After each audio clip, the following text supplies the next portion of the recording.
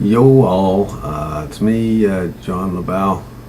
Listen, I've got in on choosing how many cylinders your car should have. That all depends on where you live and what kind of driving you're going to do. Now, if you're going to do a lot of commuting where you're traveling 150 miles to work every day, don't buy a four-cylinder. You'll just fry that bugger out in a year. It just can't take the work because it's a four-cylinder. In order to give you the speed and that of an eight-cylinder, it's going to have to run twice as fast, and twice as fast, the engine burns out faster. So, if you're doing long distances, and this is a continuous state the car will be in, you'll want to get an eight-cylinder, or a good size eight too, and the engine will last. But if if you live in a small town, excuse me, you don't put many miles in your car. I mean, you're at work, you're to work in 4 minutes.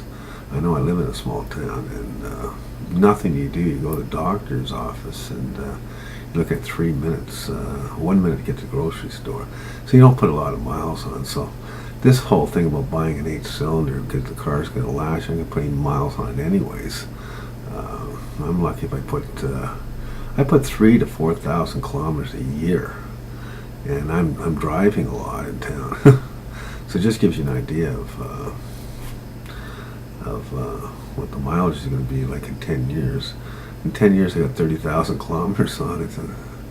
In America, that adds up to 20,000 miles. It's nothing. People in the city are putting on, well, they're doing like cottage runs and stuff, but they're putting on 40,000 a year. Anyways, so it depends on how you're going to work this vehicle. Now, city people put on way more miles than I do because they don't get to the doctor in 3 minutes. They're lucky if they get to the doctor in an hour because of everything is great distances, and so they spend a lot more time in the car. So they would consider buying at least a six if they're going to stay in the city. It gets them better than a four, but doesn't eat up the gas that say an eight would be eat up. So that's where the small towns, four cylinders. If you're not coming out, you can still say, well, I want to go to the city and it's 100 miles away. So what? So take your four-cylinder. It'll do it. Just on the daily routine, it just won't take the abuse. But intermittently, sure.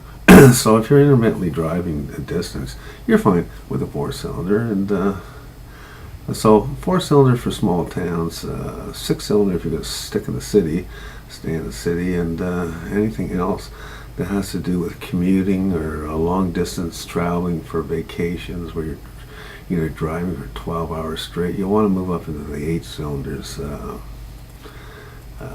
just to it's less abusive on the engine. The RPMs are lower on an eight at high speeds than say a six or a four, and so anyways, that's my tip. See you later. Bye now.